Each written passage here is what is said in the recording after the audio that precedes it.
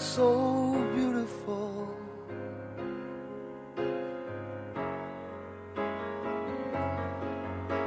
Dans l'actualité de la santé avec Laurence Ostolazza, maintenant, on va s'intéresser à une des préoccupations essentielles, paraît-il, des patients en matière de chirurgie. Quand elles consultent, ou quand ils consultent, leur praticien, on leur demande, mais ça va me laisser quoi comme genre de cicatrice? Et c'est ça la première préoccupation?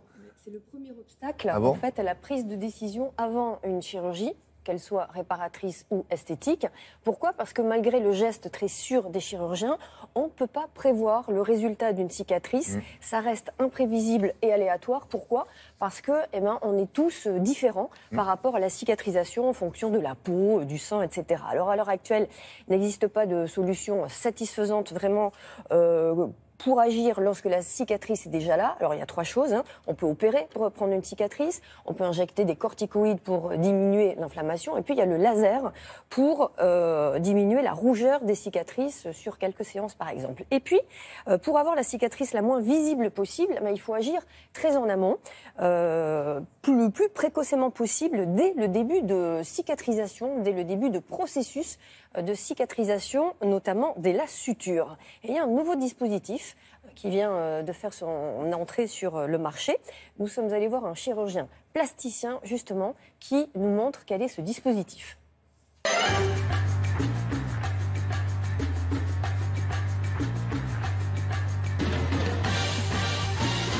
Pour la première fois, les chirurgiens esthétiques auront à leur disposition un laser portatif pour optimiser le résultat cicatriciel pour toutes les chirurgies esthétiques.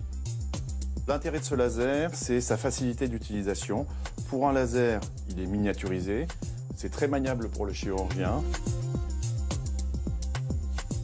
Donc on va installer une petite bandelette qui est un système très sécurisé pour le laser. Dans ces bandelettes, il y a des cartes à puce qui automatiseront le balayage et permettront de délivrer la bonne énergie au bon endroit. Donc on installe le laser sur les bandelettes magnétiques qui servent à bien emplacer l'endroit de l'énergie laser. Attention, c'est parti. Le tir dure environ 12 secondes à peu près.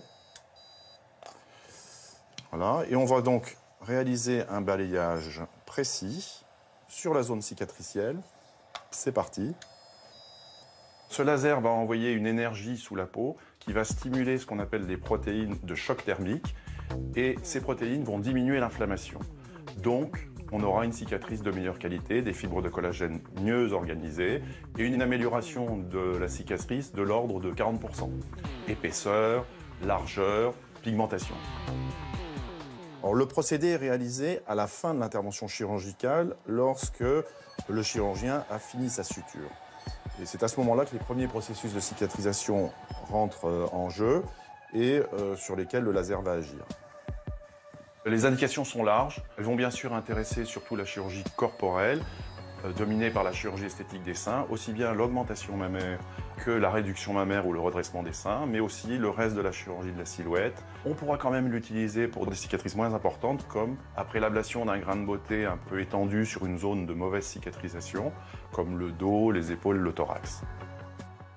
Bon, ça a été testé, c'est pas un produit qui est en démonstration. Non, c'est pas pilote. Efficace. Résultat optimum. Cicatrice post-opératoire nettement améliorée de 40% sur la qualité de la cicatrice, sur l'épaisseur, le relief et la pigmentation de la cicatrice. Alors, les indications, surtout la chirurgie des seins, en réduction mammaire surtout, parce qu'on comprend bien la cicatrice, on n'a pas tellement envie qu'elle se voit. Chirurgie du ventre, sur la tension abdominale, quand on fait des chirurgies, notamment après une obésité notamment, pour refaire la cicatrice.